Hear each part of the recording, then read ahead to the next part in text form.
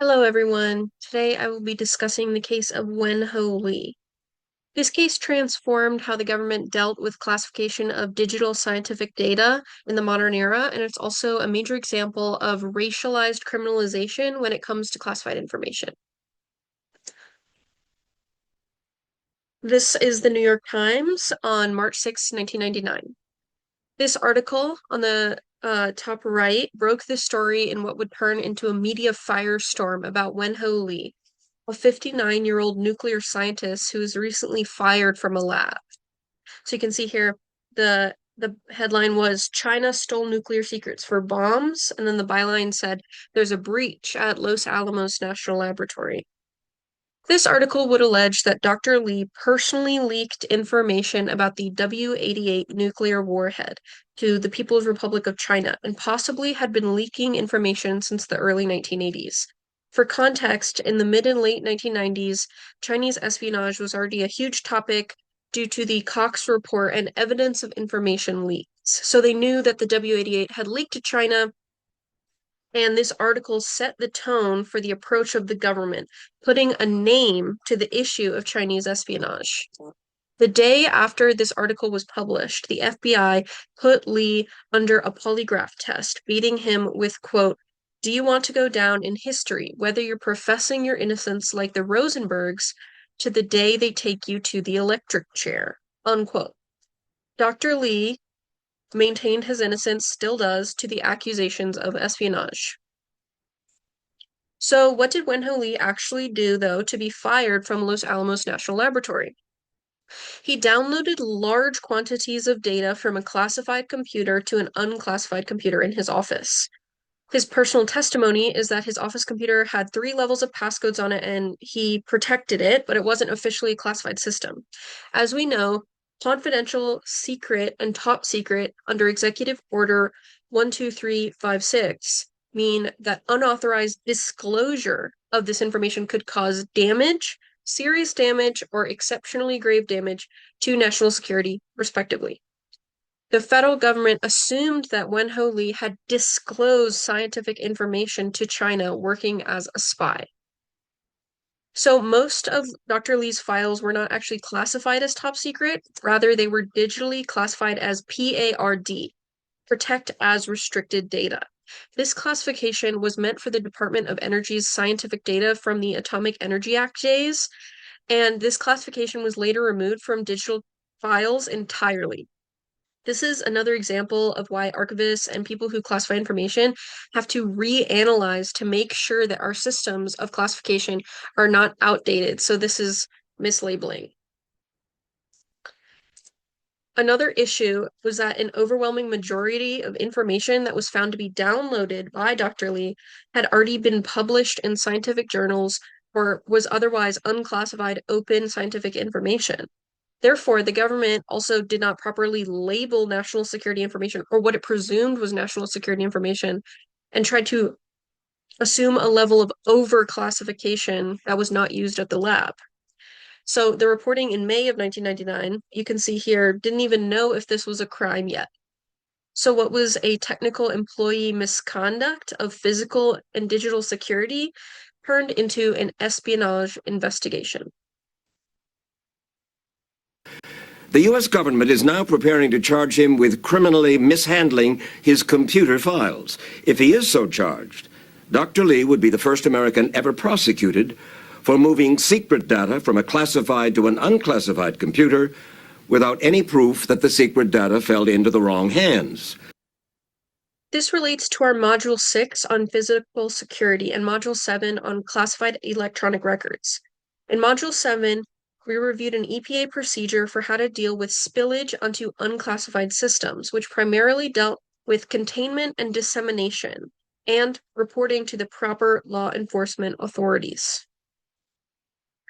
This case brought scientific security to the forefront of national consciousness. What are we supposed to do if there's spillage? What is classified information? There were several internal reviews at the end of the 1990s because of this.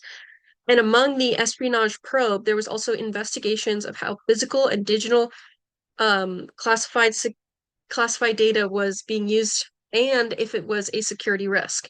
The mishandling of restricted and classified data was found to be entirely common within scientific areas of government compounds. Some of this was due to having outdated security, but some of it was also because staff just did not follow security procedures. That was not common.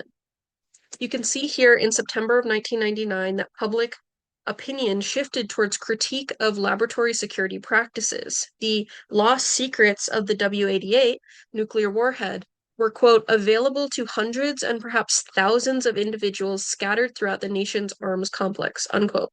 So what that would mean for Dr. Lee is that a lot of other people had that information, but why did the FBI pick him? The second thing that was crucial to this case was that the Department of Energy and the FBI had separately noticed and investigated Wen Ho Lee for downloading lots of files or possibly being a Chinese spy. They did not collaborate with each other for 2 decades, which is a constant issue that we've been finding in this class, how law enforcement agencies aren't really talking to each other. And they allowed Dr. Lee, they cleared him of suspicion and allowed him to continue working on top secret nuclear data until his case was brought up again in 1995, where he was then investigated for several years before he was fired. So, why was he all of a sudden being put under this national scrutiny for espionage? Why do you think they focused on you, Dr. Lee? My best explanation of this is they think I'm, Chinese people. I was born in Taiwan. I think that's part of the reason. And the second reason, they want to find out some scapegoat. In the national and local reporting on this, Lee's race and ethnicity as an Asian American man is constantly brought up, rather than his status as a security clearance holder, government employee, or American citizen. The government agencies continually cited his ethnicity, racial background, language, and his vacation destinations as a point of suspicion. Legal historians have since reflected that Dr. Lee was part of a large pattern of treating people of Asian descent as presumed hostile foreigners, where the government strips the citizenship and constitutional rights of migrants or presumed migrants. The government obviously denies this. In articles on Dr. Lee, a lot of times we can compare to former CIA Director John Deutsch because he did a very similar thing, but he was not criminally prosecuted in the same way. Because Dr. Lee was indicted on December 10th, 1999. He was charged with 59 counts pertaining to the tampering of restricted data and the unlawful gathering and retention of national defense information. 2/3 of the charges carry potential life sentences and allege the intentional harm of national defense to aid another nation. So that's intent and motive that the prosecution would have to prove. Dr. Lee was immediately placed in pretrial detention and was denied bail twice. He was, quote, held in solitary confinement under stringent conditions pending trial, unquote. Legal historian Miriam Kim reported that, quote, there was a light shining in Lee's cell 24 hours a day, and he was only released from his cell 1 hour each day for shackled exercise, unquote. He served 278 days in solitary confinement until he entered a guilty plea for a singular one of the 59 counts, which was for mishandling of restricted data under the Atomic Energy Act. As part of the plea agreement, Dr. Lee had to drop the discrimination suit that he had filed against the government. The judge who let him out called this case an embarrassment to the nation, as it never proved intent or motive, and Dr. Lee went home. President Clinton, after Lee was released in September, stated, quote, I think it is very difficult to reconcile the two positions.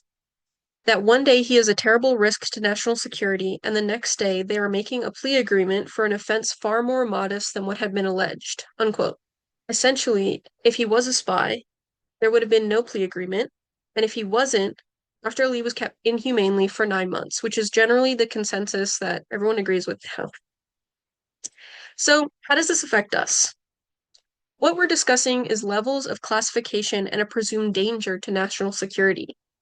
When that was put to the test, this case study shows that the government took extreme measures when it was not necessary. They presumed guilt before innocence, and they did not properly label classified data, which potentially is also why Dr. Lee was placed in this situation. After this case sparked national headlines, the digital classification system for scientists was retooled and laboratory physical security was scrutinized heavily. When we talk about records classification, we also need to think about records generation and how born digital records can be moved around or mishandled. And this did make the subject of spillage and possible espionage continue to be at the top of everyone's mind in the new digital 21st century.